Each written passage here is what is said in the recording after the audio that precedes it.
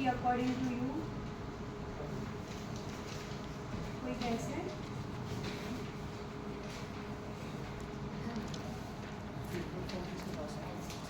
Anyone?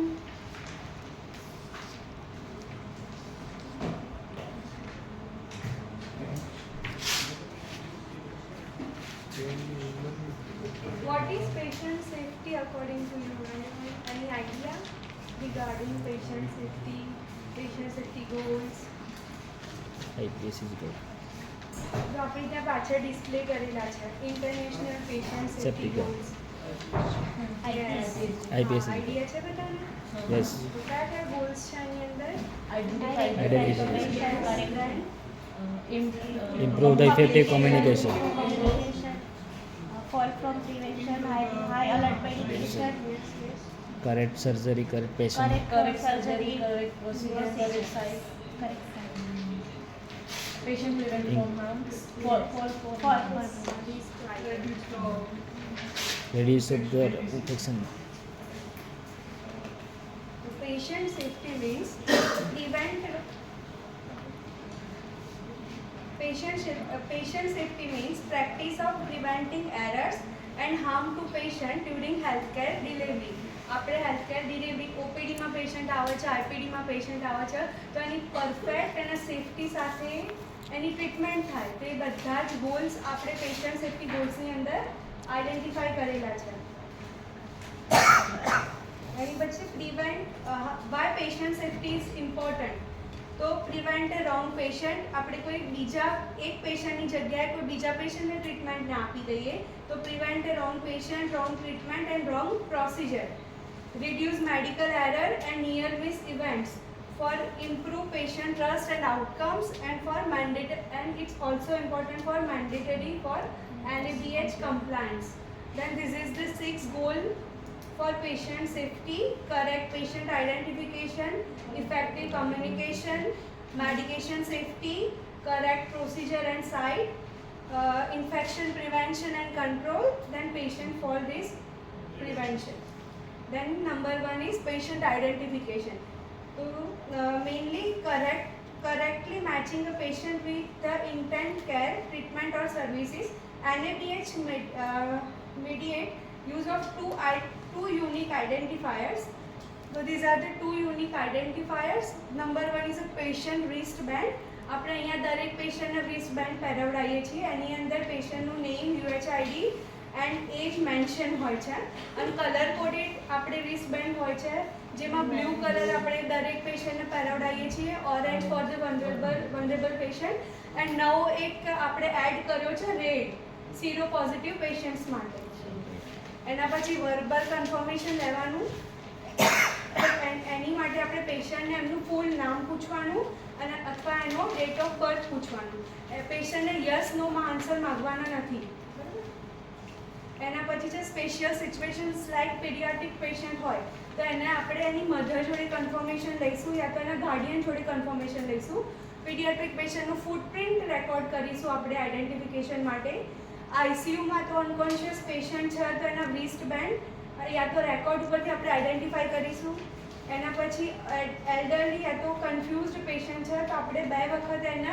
Verify કરીશું 2 વાર પૂછી અને સેમ્પલ અને બ્લડ બેગ્સ છે એ જેટલી બી આપણે પેશન્ટની જોડે જ આપણે ત્યાં આગળ નામ લેબલિંગ પેશન્ટની સાથે રાખીને જ કરાવડાવવાનું છે એટલે આપણે મતલબ મિસઇન્ટરપ્રિટેડ ના થઈ જાય યા તો મિસઅન્ડરસ્ટેન્ડ ના થાય એની પછી છે આ આઈડેન્ટિફાયર છે એક એક્સેપ્ટેબલ બતાવેલા છે ને એક નોન એક્સેપ્ટેબલ બતાવેલા છે એમાં NABHમાં પેશન્ટનું ફૂલ નામ પછી UHID નંબર આપણો પછી ડેટ ઓફ બર્થ અને રિસ્ટબેન્ડ હા આના ઉપરથી પેશન્ટ આઈડેન્ટિફાઈ કરી શકીશું અને આ જે છે bed number room number and diagnosis આના ઉપરથી આપણે પેશન્ટ આઈડેન્ટિફાઈ કરીશું નહીં કેમ કે બેડ નંબર પેશન્ટ ફ્રિકવન્ટલી બદલાતા રહેશે રૂમ નંબર પણ પેશન્ટ ફ્રિકવન્ટલી ચેન્જ થતા રહેશે તો એ અકોર્ડિંગ આપણે આઈડેન્ટિફાઈ કરીશું નહીં એની પછી છે Y this is when patient identification is required ક્યાં ક્યાં આપણે જરૂર પડશે પેશન્ટ આઈડેન્ટિફિકેશનની તો એક ઓપીડી એન્ડ આઈપીડી રજિસ્ટ્રેશન આપણે કરીએ છીએ ત્યાં આગળ પછી બિફોર મેડિકેશન એડમિનિસ્ટ્રેશન, આપણે કોઈ બી પેશન્ટને આપણે ડ્રગ એડમિનિસ્ટ્રેટ કરીએ છીએ, મેડિકેશન આપીએ છીએ, તો એ વખતે આપણે ડબલ વેરીફાઈ કરીશું એમના નામ અને રિસ્ટ બેન્ડ જોઈને. બરાબર. એના પછી બ્લડ કલેક્શન કરીએ છીએ, બ્લડ ટ્રાન્સફ્યુઝન કરીએ છીએ, કોઈ બી સેમ્પલ કલેક્ટ કરીએ છીએ, તો એ વખતે પણ આપણે બે ડબલ વેરીફાઈ કરીશું પેશન્ટના નામ અને UHID સાથે. એના પછી કોઈ બી પ્રોસિજર કરીએ છીએ, કોઈ બી સર્જરીઝ કરીએ છીએ, before investigation or diagnosis procedure like CT scan and X-rays. પછી before patient transfer, કોઈ બી પેશન્ટનું ટ્રાન્સફર કરીએ છીએ યા તો ડિસ્ચાર્જ કરીએ છીએ. એન્ડ ઓલ્સો ફોર બિલિંગમાં પણ આપણે એકવાર આઈડેન્ટિફાઈ કરીશું. સ્ટાફ રોલ એન્ડ રિસ્પોન્સિબિલિટીઝ, તો ડૉક્ટર્સની રિસ્પોન્સિબિલિટી એ રહેશે કે એકવાર કન્ફર્મ આઈડેન્ટિફાઈ કરે પેશન્ટ્સને, કોઈ બી ફર્ધર ઓર્ડર પાસ કરતાં પહેલાં યા તો કોઈ બી મેડિકેશન પ્રિસ્ક્રાઇબ કરતાં પહેલાં એનું ડાયગ્નોસિસ પ્રોપર જોવા, પેશન્ટને આઈડેન્ટિફાઈ કરે ને એના પછી મેડિકેશન પ્રિસ્ક્રાઇબ કરે. નર્સિસનો રોલ રહેશે કે final check before the medication and procedure, કે એકવાર ફરીથી ડ્રગ એડમિનિસ્ટ્રેટ કરતાં પહેલાં કન્ફર્મ કરે પેશન્ટ જોડે એના રિસ્ટ બેન્ડ સાથે, યા તો પછી વર્બલી કોમ્યુનિકેટ કરી એનું નામ પૂછીને કન્ફર્મ કરે. લેબ અને રેડિયોલોજીમાં બી પેશન્ટના ID સાથે કન્ફર્મ કરવાનું, અને બીજો બી અટેન્ડન્ટ જેટલો બી સપોર્ટ સ્ટાફ છે એ બી પેશન્ટ ટ્રાન્સફર કરે તો એ પહેલાં નર્સિસ જોડે એકવાર કન્ફર્મ કરે. પછી કોમન એરર ટુ અવોઇડ, આટલી એરર્સ છે જે આપણે અવોઇડ કરવાની છે. Calling patient by their bed number, કોઈ બી પેશન્ટ એના બેડ નંબરથી આપણે આઈડેન્ટિફાઈ કરીશું નહીં. Giving a medicine without ID check, UHID check કર્યા વગર કોઈ બીને આપણે મેડિસિન નહીં આપીએ. Labelling samples away from the પેશન્ટની એબ્સન્સમાં સેમ્પલનું લેબલિંગ નહીં કરીએ, પેશન્ટની સામે સેમ્પલનું લેબલિંગ કરીશું.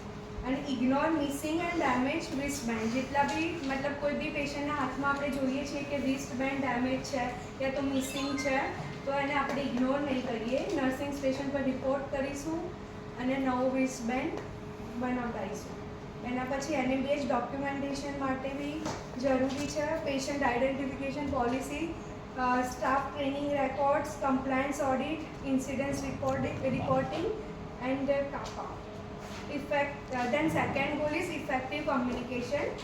તો કોઈ બી પેશન્ટનું આપણે હેન્ડઓવર આપીએ છીએ યા તો પછી મેડિકેશન આપીએ છીએ, એ વખત આપણી જેટલી બી કમ્યુનિકેશન છે ઇફેક્ટિવ એન્ડ ક્લિયર રાખીશું કે જેના લીધે કોઈ બી મિસઅન્ડરસ્ટેન્ડિંગ ક્રિએટ ના થાય. એમાં એવું મેન્શન કર્યું છે કે red back of verbal and telephonic orders. તો લાઈક આપણે કોઈ બી મેડિકલ ઓફિસર યા નર્સિંગ ઇન્ચાર્જ ફોનમાં યા તો ટેલિફોનિક ઓર્ડર પાસ કરે છે તો એને પહેલાં નર્સિંગ સ્ટાફ રાઇટ કરશે, પછી પાછું ફરીથી સંભળાવી એન્શ્યોર કરશે કે જે બી તમે ઓર્ડર આપ્યો એ આ જ છે, એ 2 વખત વેરીફાઈ કરીશું, પછી જે ઓર્ડરને આપણે પાસ ઓન કરીશું. એના પછી મેડિકેશન સેફટી. તો લાઈક મેડિકેશન સેફટીની અંદર આપણે 7 રાઇટ્સ છે કે right patient, right drug, right dose, right route, right time and right documentation and right reason. તો એ અકોર્ડિંગ જ આપણે મેડિકેશન એડમિનિસ્ટ્રેટ કરીશું. એના પછી છે કરેક્ટ પ્રોસિજર એન્ડ સાઇટ. તો પહેલાં કોઈ બી આપણે પ્રોસિજર કરવા જઈ રહ્યા છીએ તો પહેલાં પેશન્ટ આઈડેન્ટિફાઈ કરીશું, એ જ પેશન્ટ છે, કઈ સાઇડ ઉપર સર્જરી છે, કઈ સાઇડ પર પ્રોસિજર છે, એને આઈડેન્ટિફાઈ કરીશું, એ સાઇડને માર્ક કરીશું, એના પછી જ ફર્ધર પ્રોસિજર આગળ જશે. પછી ઇન્ફેક્શન પ્રિવેન્શન એન્ડ કંટ્રોલ. તો આની અંદર આપણા 5 મૂવમેન્ટ્સ ઓફ હેન્ડ હાઇજીન છે, હેન્ડ વોશિંગ અને 7 સ્ટેપ્સ ઓફ હેન્ડ હાઇજીન છે, તે આપણે પરફેક્ટલી ફોલો કરીશું. Patient fall risk and prevention, તો એની માટે બી આપણે બધા જ પેશન્ટ ફોલના ડોક્યુમેન્ટેશન, ઇન્સિડન્સ રિપોર્ટ એ બધું મેન્ટેન કરીશું. અને કી મેસેજ એ છે કે identify every patient every time. 2 વખત આઈડેન્ટિફાઈ કરીશું આપણે પેશન્ટને. જો આપણને ડાઉટ લાગે છે તો ત્યાં જ સ્ટોપ થઈશું, ફરીથી વેરીફાઈ કરીશું અને પછી પ્રોસિજર આગળ લઈશું.